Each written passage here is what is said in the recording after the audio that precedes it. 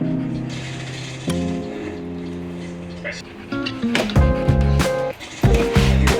15, 16, 1600, 15, 16, 16, 16, 16, sold to the man in overalls. That's you. Darren's wearing overalls. You can't tell. Overalling it, dudes. Overall, dudes. All right, dude, come on, we gotta get this going. All right, ladies and gentlemen, welcome back to another episode. My name is Micah. Diaz. Behind the camera is Darren Garcia. That's the man. Listen, if you're just joining us, we're building this E36. We're throwing a 1JZ into it, non-VVTi with a ZF transmission behind it. Now, as we began to build the car, I like to use products that I use in my pro car. If you guys don't know, I have a E46 with an LS in it. It is considered my pro car. I drove it in Formula Drift for a couple of years. I realized I'm spending way too much money to do nothing. There's other ways to grow your name and do some cool stuff. So with that car, it's been faithful for about 4 years now. Pretty solid vehicle that we built. And when I thought about building a fun practice car, I thought we need to use some of the products that we use in that car. So in that car, we have a Chase Bays handbrake, and Chase Bays makes some awesome products. When it came to the practice car, why should it be any different than the pro car? We hit up Chase Bays. Here we go. Chase Bays. I hit up Chase. I told him, hey, we're building this E36. He said, bro, I got you, and sent us a ton of parts for this car. The cool thing is that Chase has invested time into solving a bunch of problems. So for those of you who are doing a 1JZ to an E36 swap, he makes some pretty rad stuff. I'll show you a couple of them. For instance, this kit right here, 1J to E36 power steering kit, which means that I have all of the lines I need to adapt the 1JZ power steering pump to the E36 power steering rack. Freaking sick. I don't know if you guys have ever done a swap, but when you go into the AN world, you have to find the fittings that go into the rack, and then you have to do the dash 6s that are gonna go from that now up to your reservoir, and then some of them have to be dash 8s. And you gotta kind of just play this game of like figuring out what's what, all the different hose lengths, where they're gonna go, how they're gonna route all that stuff. Chase Bays has solved all of that for us. They even have the reservoir for the system with some brackets in here to mount the reservoir. Everything's in here. On top of the reservoir and the line kit, there's also this Chase Bay Universal inline power steering cooler. It's got some cool fins on it and stuff. We're gonna see if we're gonna use this still, because we have a big Mishimoto like oil cooler size thing. I have a big cooler that I really wanna run. I run big coolers on most of my cars for the power steering and for the oil, and they work so damn good. I get a little weary about kind of backtracking on things. This is obviously a smaller cooler, and I know that the big cooler is gonna work. On top of it, capacity goes way up through the roof as well. So we'll see if we use that cooler, but we're definitely using the rest of their power steering cooler kit. Now, luckily, with the E36 JZ swap, we did something that was kind of different. We didn't do the R154 transmission. We stuck with the BMW ZF 5-speed. Now, obviously, you have to get an adapter plate and do flywheel and things like that to make it all work together. But one of the cool things is that you don't have to get anything special when it comes to the clutch line, because it's all OEM. Now, Chase Bays also made a clutch line that's already done. So the length is figured out. You have the adapter that goes into the BMW portion. On the line, you have the fitting that goes into the BMW master cylinder, and then you have the dash 3 that goes into the slave cylinder. With a nice coated steel braided line, it's gonna be hard to go wrong with this, so we got that as well. On top of that system, I'm telling you, Chase Bays already figured a bunch of stuff out. The Chase Bays E36 reservoired handbrake setup, so the independent handbrake, not an inline handbrake. They've given me the 3 lines that I need. You have one coming from the master of the handbrake, teeing off into the 2 that go to the dual calipers in the rear. All of that stuff is already figured out. It's right here. All you do is purchase it. Now, this is pretty rad, but this isn't my favorite part of this handbrake kit. My favorite part is their bracket. It doesn't seem like much. But what Chase Bays has done is they have eliminated the need to weld. So now you don't have to call any of the fabrication homies. You don't need to break out the welder. You don't need to put on your hood or any of that special stuff, which most of you probably don't put on a hood. You use your safety squints.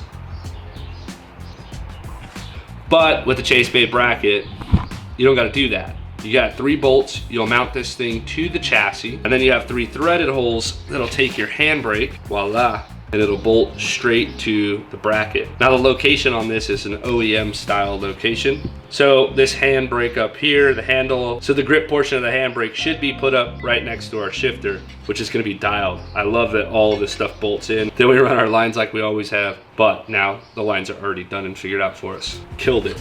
Now it's time for the piece I think that Chase Bay is the most known for. Brake booster delete. Couple of really sick features about this setup. One, there's a balance bias here that you can kind of adjust and make the bias front to rear feel good for you. Another really cool thing about this is that you get rid of that big ugly plastic BMW reservoir. That's no longer a thing. Also, you get rid of your giant round freaking flying saucer of a brake booster, and you minimize the hell out of that entire system, along with getting rid of your ABS as well. Now, I don't think you have to get rid of your ABS. I'm sure you could still use it. Personally, I don't want it. Couple of reasons. It's another benefit that this does is that I want a consistent brake feel. I want the brakes to be what I want them to be as far as pressures. If I want them locked, I want to be the one who picks to lock them up. If I don't want them locked, or if I want to just apply a certain amount, I'll have more consistency with the Chase Bay's booster delete. On top of that, with a manual pedal system. So the consistency in when I go to hit the brake, if I'm left foot braking, my pedal never runs out if I'm dipping into the pedal a few different times. With a boosted system, you'll run out of air pressure or you'll run out of vacuum. And when you run out of vacuum, then your brake gets really stiff and it doesn't want to work. Now, how often does that really happen? If I'm being honest with you, probably not that often. But what I can tell you is it'll never happen with this system because there is no booster. So a couple of benefits, let's just rattle them off. One,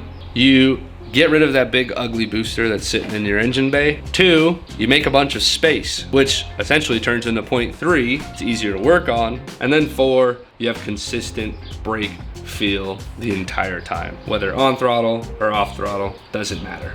So you turn that all the way to the left, it's time to do burnout, brother. Okay. Now, if you're like me, the first question that comes to your mind is, okay, but now I need the lines for it, and how do I convert all of my factory stuff to work with this brake booster delete? Simple. All the lines are already figured out. They've already done the homework. They take the thinking out of it. It's fairly simple. You're just undoing some stuff and plugging in some new stuff. And we're gonna show you how to do all of it, because we're gonna install all of it on camera, and I'll teach you guys a couple things. So if you guys are familiar with the BMW clutch system, you know that off the fluid reservoir for the brake master, there's a little nipple that sticks off the side and a hose connects to it and runs down into your firewall, and that puts fluid from the reservoir into the clutch master. One of those doesn't exist on this, but Chase thought of that. Here is the new reservoir for the clutch pedal system. There's a bolt here that holds the master to this adapter plate, and it'll bolt straight there, and you'll have a nice clean look in your engine bay with a hose running down to your clutch master. They've really just outdone themselves. This stuff is so well put together. I've used it on my other cars. I just can't express enough how stoked I am to have them be a part of this project. A huge shout out to the boys over at Chase. If you guys are interested in getting any of their products, hit them up, check out their catalogs. They probably have your car on there, and they probably make a bunch of cool parts for it as well. Obviously, there's a ton of universal things, but specifically for this build, I'm impressed with how much they've invested into making these swaps easier for you and I. Yeah, now we have a bunch of stuff to do, so let's get to it. All right, so I can't wait to put in the Chase Bay Hydro, and so much so that we're gonna install it right now. So we had to take apart the center console. It's the first step.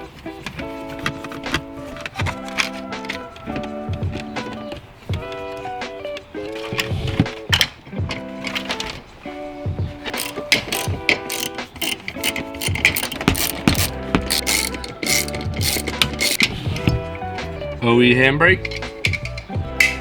It's out. This is the one thing that I'm kind of confused on, but I have a feeling that underneath this little cover here, I don't know if you can see that, I think there's a hole with threads on the other side, because that's the location where the bracket wants me to put a bolt in. Chase Bay bracket. Throw your hardware in that they provide. All right, so it is in. That's actually pretty simple. I don't know, Darren, what was that like? If we didn't actually have conversations and we weren't actually friends, it probably would have took me, what, 5 minutes? About so.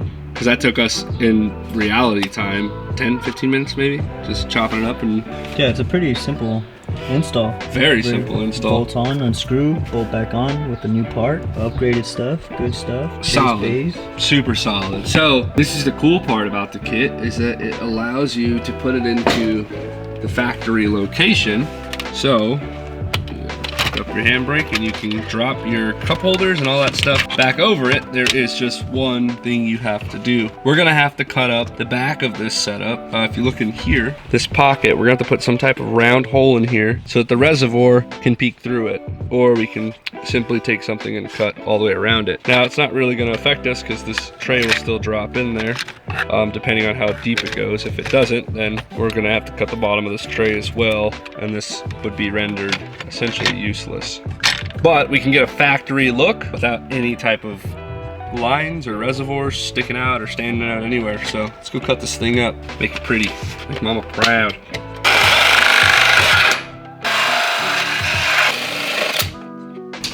Look at that. Right in, no problem.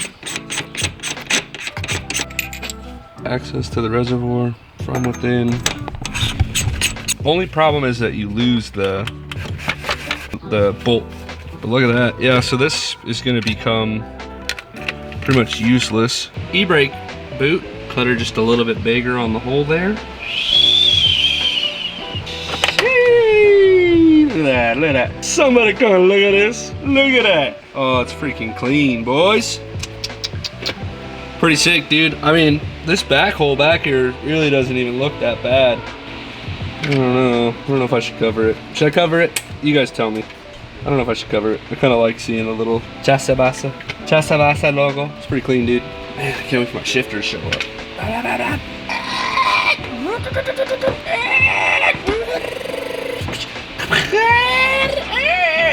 It's gonna be sick. So now, when we finally get the seat into like the position where we're gonna sit, it should be somewhere around here. It's a really good spot for it there, bud. Shot.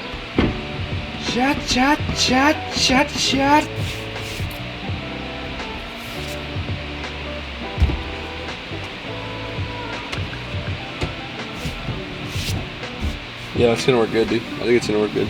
You like it? Yeah. Yeah, Glow. I don't think that there's not another handbrake that I could even recommend that's like easier to install. That's probably the easiest handbrake I've ever put in. No welding, no fabrication, none of it. Like a razor blade, cut some carpet out, disconnect some things, which the only other thing that we would have had to disconnect is the two cables with the 10 mils on them. But once those are done, you just pull the cables out of the bottom of the car. Pretty simple. Well, Chase Bay boys over there, you guys killed it with it. It looks OEM. It's got a super clean like OEM plus look to it. It blends just right. It's like just enough to notice that it's like aftermarket with the holes in it, but because of the sleek semi-gloss finish, it blends in with the rest of the interior here. And really, it's like the perfect style handbrake. I don't know, like this handbrake, and then Drift HQ has the one that we put in the 4-seater beater. Those two are the best. This is sick, dude. Huge shout out to Chase Bay. Thank you guys so much for the support. We have a ton more parts that we're gonna be installing from them. Stay tuned, stay close, stay safe. Hold fast, boys.